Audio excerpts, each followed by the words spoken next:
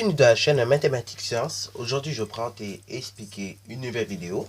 Qui est une vidéo donc en physique-chimie sur le thème numéro 2, mouvement et interaction, et plus précisément, une vidéo dans laquelle nous allons voir comment on peut calculer cette fois-ci une distance parcourue. Dans la dernière vidéo, nous avions vu comment on pouvait calculer une vitesse.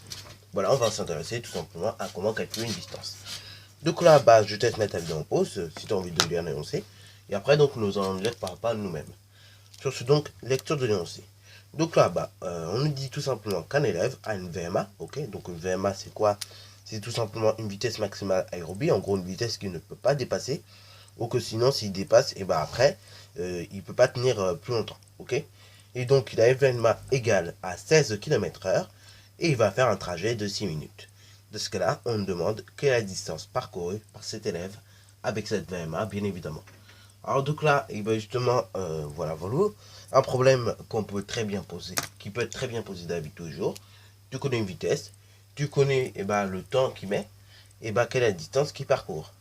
Alors donc là, justement, déjà, on va mettre en valeur les données qu'on sait, c'est-à-dire donc la vitesse. Donc la vitesse, du coup, je vais la mettre, par exemple, en rouge, ok, voilà.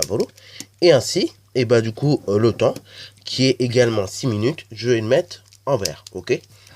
Comme ça, on va pouvoir bien se repérer. Bon, déjà, ça veut dire quoi, 16 km/h?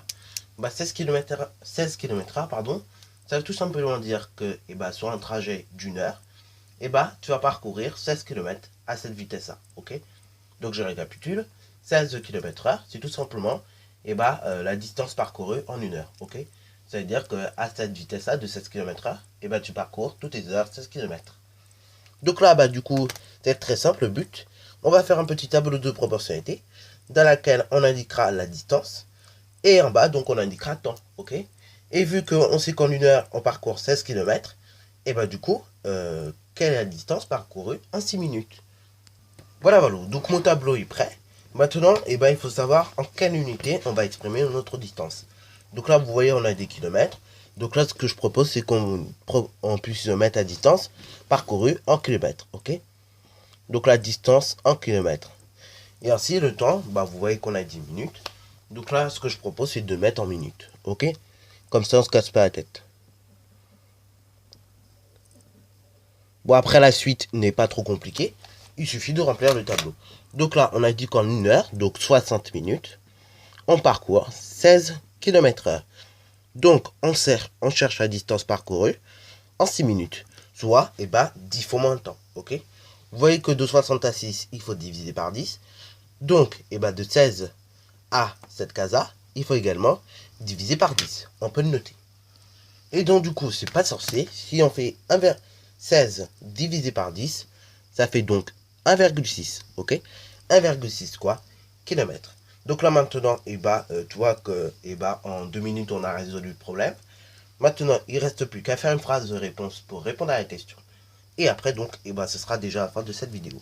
Voilà, donc la distance parcourue par cet élève à 16 km/h en 6 minutes est de 1,6 km. Voilà. Et donc là, ça vient tout simplement de notre petit tableau. Donc voilà. Sur ce, donc, cette vidéo est déjà terminée. Si tu as bien aimé, n'hésite surtout pas à liker, à commenter et bonne reste à toi en mathématiques et en sciences. Et d'ailleurs, si tu connais déjà la méthode de comment résoudre une équation, tu peux également mettre le problème en équation. Et de ce cas-là, on serait également arrivé au même résultat. C'est juste que on n'aura pas eu à faire de tableau. Bon, sur ce donc, c'est déjà la fin de cette vidéo.